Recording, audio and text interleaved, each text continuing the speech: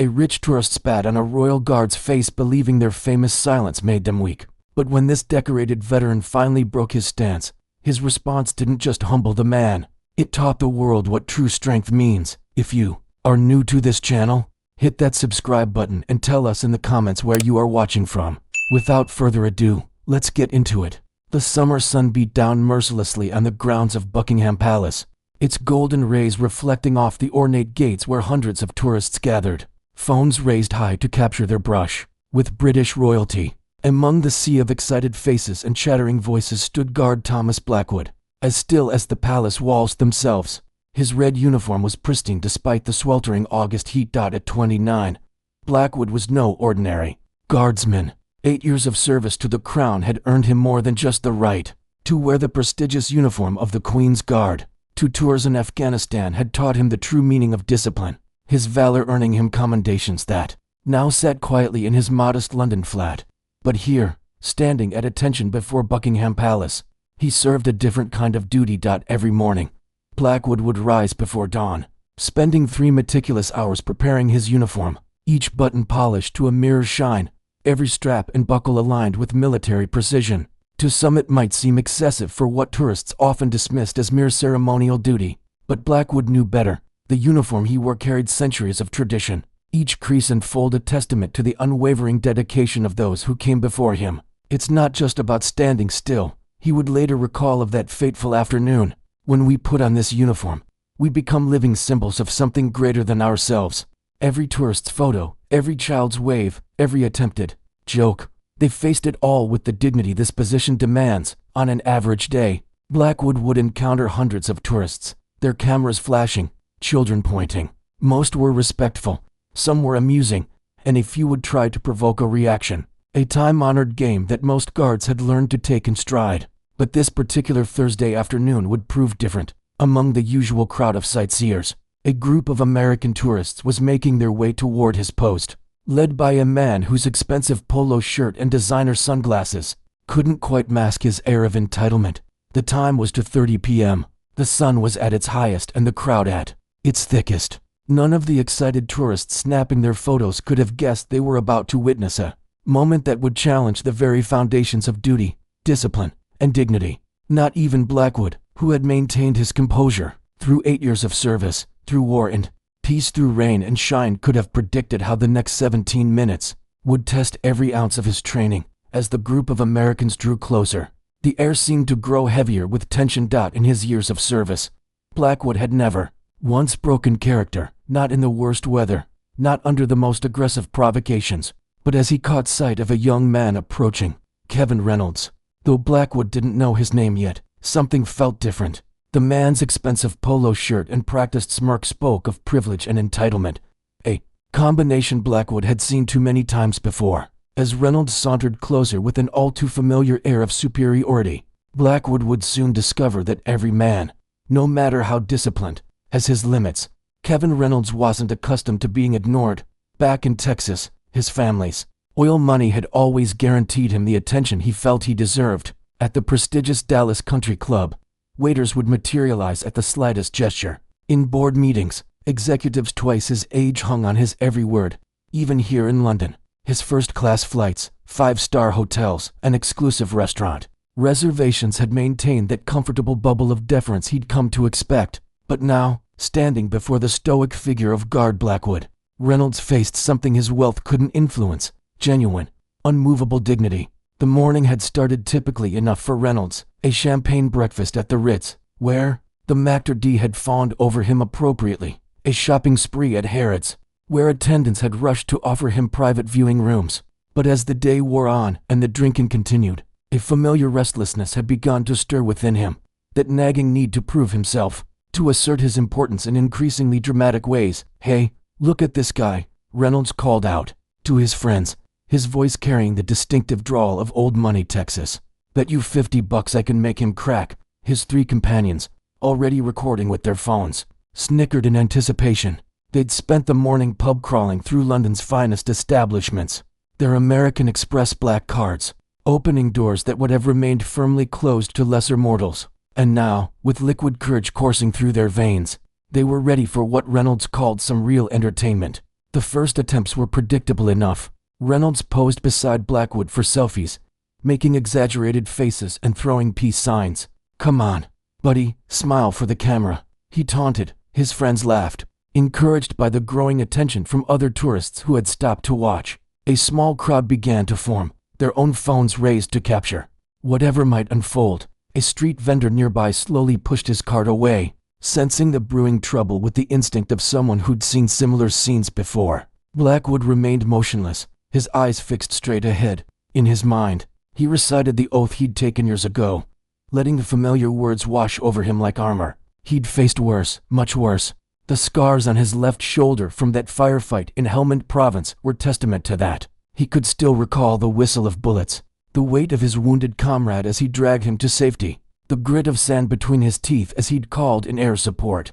This was nothing, just another tourist who'd had too much to drink and forgot his manners. But Reynolds was just getting started. Emboldened by his audience and frustrated by Blackwood's composure, he stepped closer.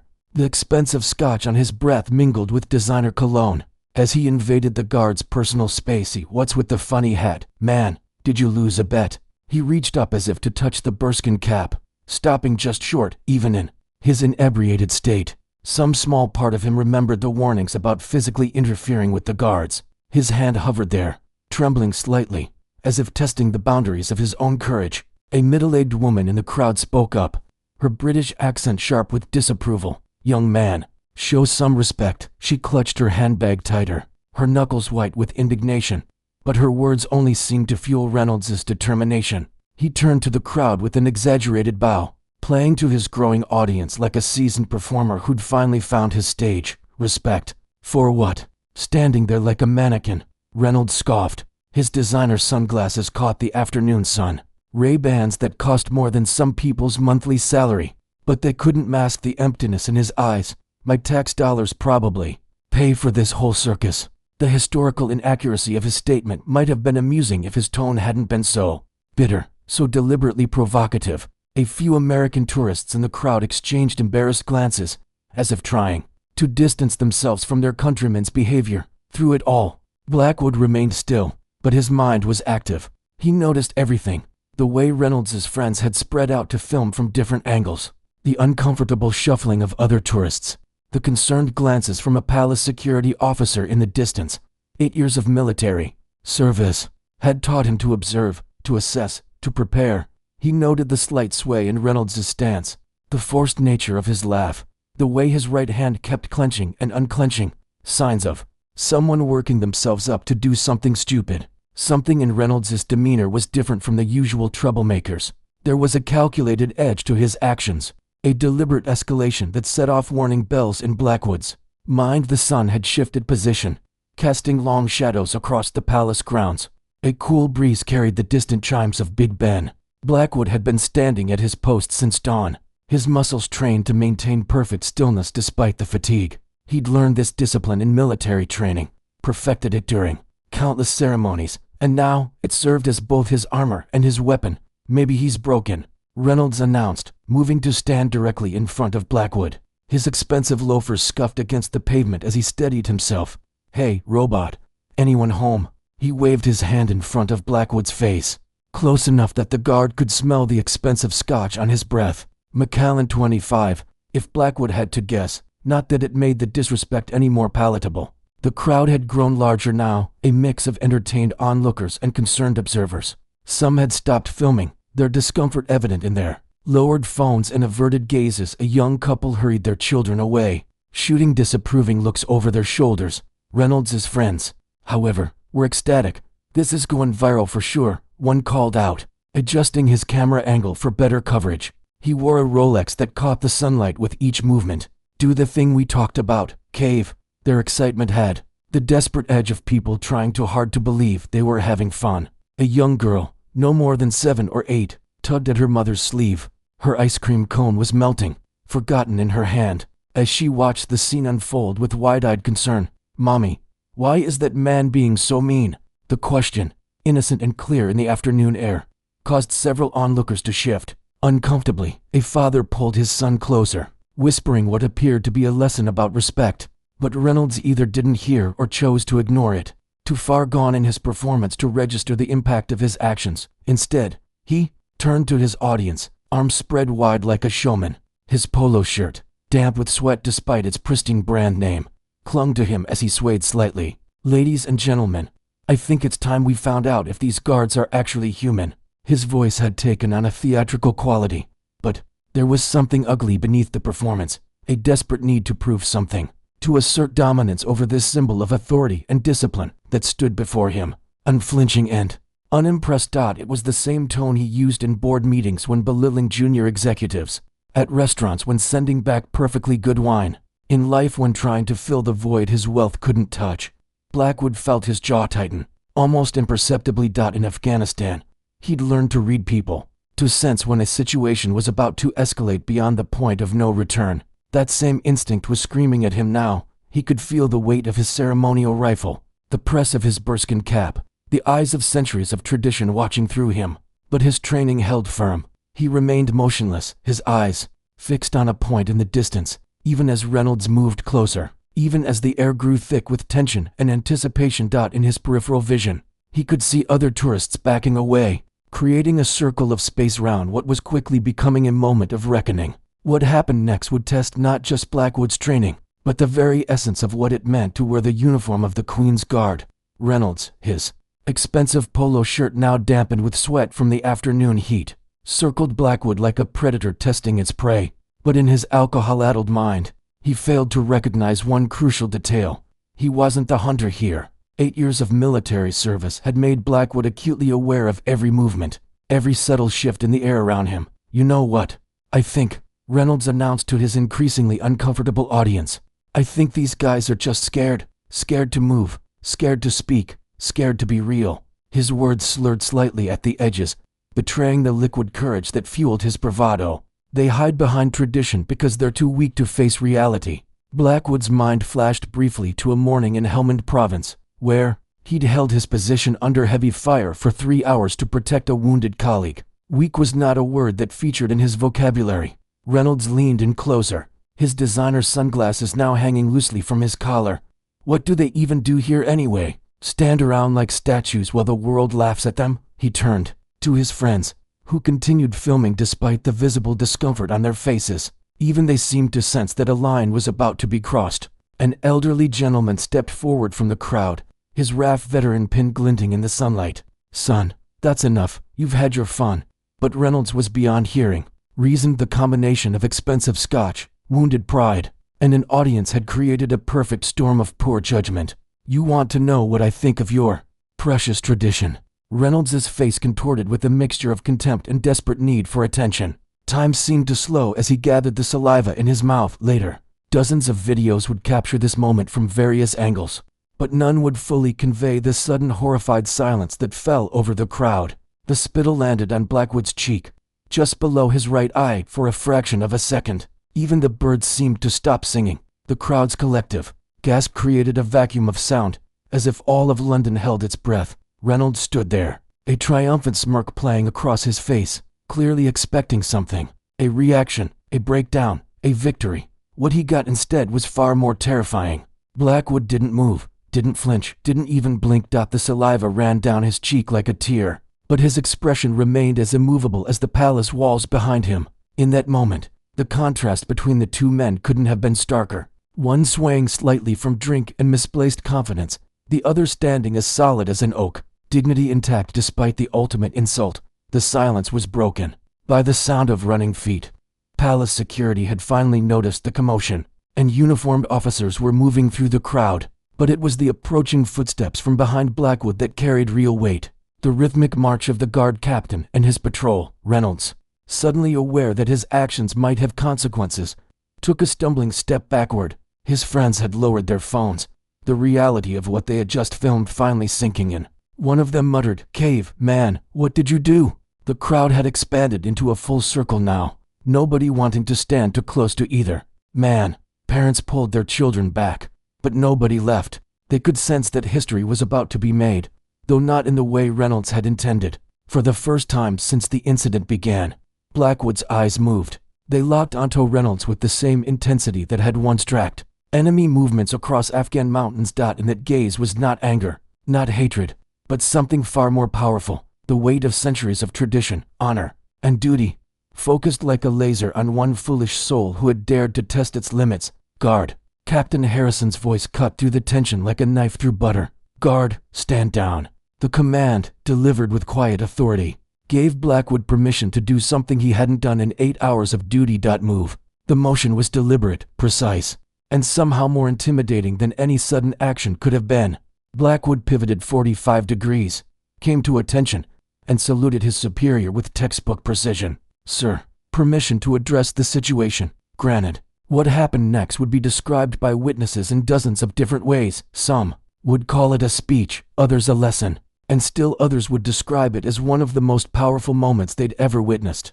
But all would agree on one thing. They had never seen dignity quite like this. Blackwood reached up with a white-gloved hand and slowly wiped the spittle from his cheek.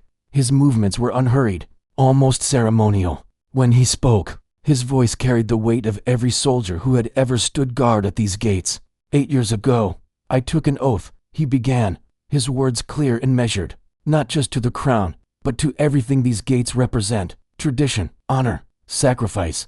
His eyes found Reynolds, who had suddenly lost all traces of his previous bravado. While you were in that pub working up the courage to come here and make a spectacle of yourself, I was standing guard over a history that stretches back centuries. The crowd was absolutely silent now, phone still recording but forgotten in hands that hung limply at their sides. Even Reynolds's friends had stopped their nervous shuffling. You see this uniform? Blackwood continued, his voice carrying across the courtyard. Before I earned the right to wear it, I served 2 tours in Afghanistan. I've watched brothers in arms fall, defending the values you mock. This isn't a costume, sir.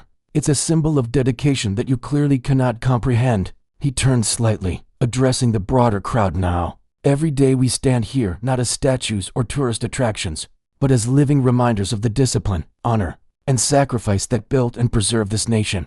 We endure the heat, the cold, the rain, and yes, even the occasional fool who mistakes our discipline for weakness. Reynolds, attempting to salvage some dignity, opened his mouth to speak, but Captain Harrison's sharp glance silenced him immediately. To police officers had arrived and were standing ready, but they too seemed captivated by Blackwood's words. You wanted to know if we're human? Blackwood's voice took on a softer tone, though it lost none of its power. We are. We feel every insult, every joke, every attempt to break our composure. But we stand firm because that's what duty demands, because some things in this world are bigger than personal comfort or ego. Some traditions deserve respect, even if you don't understand them. He turned back to Reynolds, who had begun to visibly shrink under the weight of the moment. You came here hoping to create a viral video, to get your moment of internet fame. Congratulations, sir, you've succeeded, but not in the way you intended. Instead of exposing weakness, you've demonstrated why we stand here day after day, because there must always be those who stand firm against disrespect, who maintain dignity in the face of ignorance, who remind others that honor isn't just an old-fashioned word. The elderly RAF veteran in the crowd nodded slowly, tears visible in his eyes. Parents were drawing their children closer, speaking in hushed tones, explaining the significance of what they were witnessing. I don't expect an apology, Blackwood concluded, his voice carrying a note of finality. But I do hope that someday you'll understand what happened here. This isn't about you or me. It's about everything we guard here, not just the buildings and the people within them, but the principles they represent. With that, Blackwood turned back to Captain Harrison, saluted once more, and resumed his position with the same precision that marked his every movement. The spittle on his cheek had dried in the afternoon sun, leaving no visible mark, much like how Reynolds's attempt to leave a stain on the institution had only served to make it shine brighter. The police officers stepped forward now, their duty clear, but the real judgment had already been delivered, not through force or anger, but through a display of character that would be remembered long after the handcuffs clicked into place. The arrest itself was almost anticlimactic after the power of Blackwood's words. As the police officers led Kevin Reynolds away, his designer sunglasses slipped from his collar and clattered to the ground, forgotten. His friends, those same young men who had been so eager to film his prank, now couldn't meet anyone's eyes as they shuffled away from the scene. Their phones finally lowered, assaulting a Queen's Guard. One of the officers explained, his voice carrying across the now hushed crowd. That's a serious offense, sir. You'll have plenty of time to reflect on Guard Blackwood's words while we process your case. The videos, as expected, spread across social media like wildfire. But unlike the thousands of tourist pranks and guard clips that populated the internet, this one struck a different chord within hours. Multiple angles of the incident had been uploaded, each capturing a different perspective of the moment. Yet they all told the same story, not of a guard's composure breaking, but of dignity triumphing over disrespect. Respect the Guard began trending on Twitter within the hour. Comments flooded in from around the world. This is what real strength looks like, standing firm in the face of disrespect. That speech should be played in schools. Tradition, honor, duty, values we need more than ever. Watch how he maintains his dignity even after being spat on. That's character. Reynolds' identity didn't stay private for long. His Texas oil family's PR team scrambled to contain the damage. But the court of public opinion had already rendered its verdict. The same social media platforms he'd hoped would celebrate his bravery in challenging authority instead became a showcase for his humiliation. His LinkedIn profile was flooded with comments about respect and dignity. Several exclusive clubs in London quietly removed his name from their guest lists. But perhaps the most powerful consequences weren't the legal charges or the public shame. They were the conversations happening around dinner tables and in classrooms, as parents and teachers used the incident to discuss respect, duty, and the importance of understanding traditions different from our own. A group of school children who had witnessed the incident wrote letters to Buckingham Palace. One 9-year-old's words captured the sentiment perfectly. Dear Guard Blackwood, today you taught us that being strong doesn't mean being mean. Sometimes the strongest thing is to be kind and respectful even when others are not. Tourism officials reported an interesting shift in visitor behavior at Buckingham Palace in the days following the incident. Tourists still took photos with the guards, still smiled and waved, but there was a new undercurrent of respect. Parents could be heard explaining to their children not just what the guards did, but why they did it. The shallow jokes about making them laugh were replaced by genuine interest in the history and tradition they represented. Reynolds' case moved swiftly through the legal system. The judge's remarks during sentencing would later be quoted extensively. In assaulting Guard Blackwood, you didn't just attack an individual. You attacked the principles of duty, honor, and respect that he represents. Your actions have served as a powerful reminder of why these values must be preserved and protected. The fine was substantial, but the requirement to perform community service at veterans organizations would prove far more impactful. Reynolds would later admit that nothing in his privileged life had prepared him for the humbling experience of serving those who had served their country. As for Guard Blackwood's viral moment, it found its way into training materials for military units and police forces around the world, not for his unwavering stance against provocation, but for his measured, dignified response when finally addressing it. It became a case study in how to maintain authority through character rather than force. But through it all, Blackwood remained unchanged. The next day, he resumed his post with the same dedication, the same precision, the same unwavering commitment to duty. The only difference was the added depth of respect in the eyes of those who now understood exactly what it meant to stand guard over not just a palace, but the principles it represented. What would you have done in Guard Blackwood's position? Could you maintain such dignity in the face of disrespect? Let us know your thoughts in the comments below. And here's a question to ponder. When was the last time you witnessed true strength shown through restraint rather than reaction? If this story resonated with you, don't forget to like and share it with someone who appreciates stories of dignity and honor. Subscribe to our channel for more powerful stories of tradition and respect. And hit that bell icon to never miss an upload. Remember, real strength isn't about breaking others down. It's about standing firm in your values, even when others try to break you.